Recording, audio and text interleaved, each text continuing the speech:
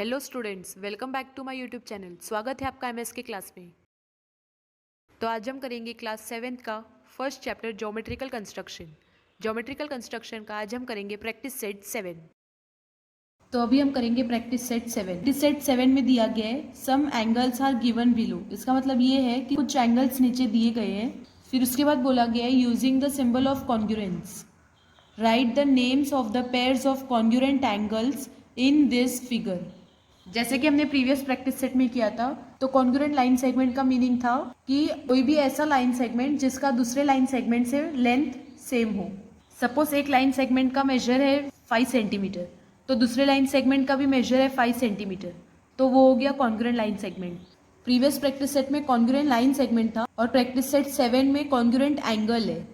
Congruent का meaning तो same ही होता है, मगर इसमें क्या बोला है, कॉन्ग्रुएंट एंगल, मतलब कोई भी ऐसा एंगल जिसका मेजर दूसरे एंगल से सेम हो। तो इधर क्या बोला गया, right the names of the pairs of congruent angle in this figure. तो इसका मतलब ये है कि हमें कॉन्ग्रुएंट एंगल का पहले पेयर्स बनाना है, जोड़ी बनाना है, फिर उसको हम नेम करेंगे। जैसे कि हमने प्रीवियस प्रैक्टिस सेट में कॉन्ग्रुएंट लाइन सेगमेंट का पहले पेयर बनाया था, फिर उसके बाद हमने उसको नेमिंग किया था।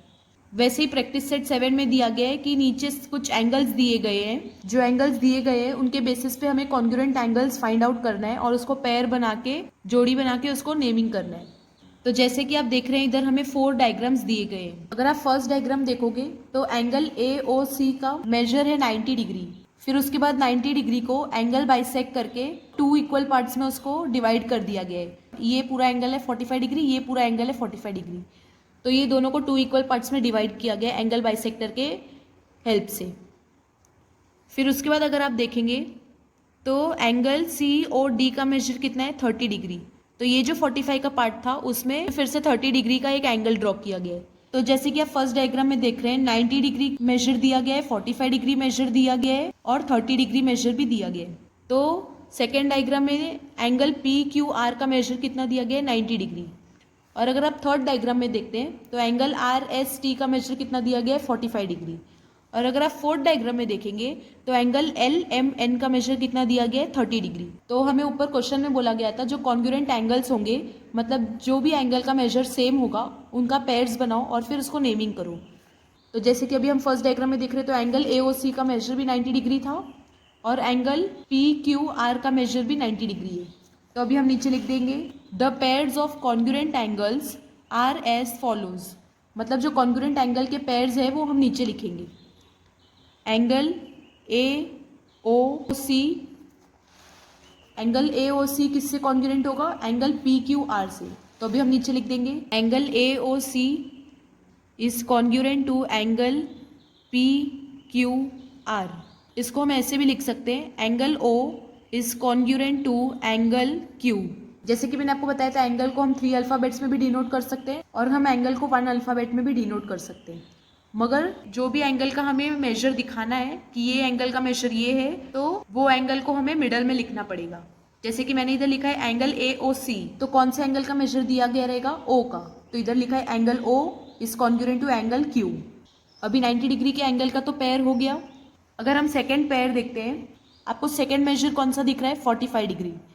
तो 45 डिग्री कौन सा एंगल का है, एंगल AOB का। एंगल AOD का नहीं होगा, क्योंकि तो जैसे कि आप डायग्राम देख रहे हैं, एंगल AOB तक ही 45 डिग्री का सिंबल दिया गया है, तो एंगल AOB का मेजर होगा 45 degree. Angle bisector 2 equal parts में डिवाइड करता है एंगल को, तो एंगल AOB 45 होगा और एंगल BOC भी 45 होगा। और अगर आप थर्ड डायग्राम में देखते हैं तो एंगल RST का मेजर भी 45 डिग्री है। तो हम इससे 2 पेयर बना सकते हैं, एक एंगल AOB का।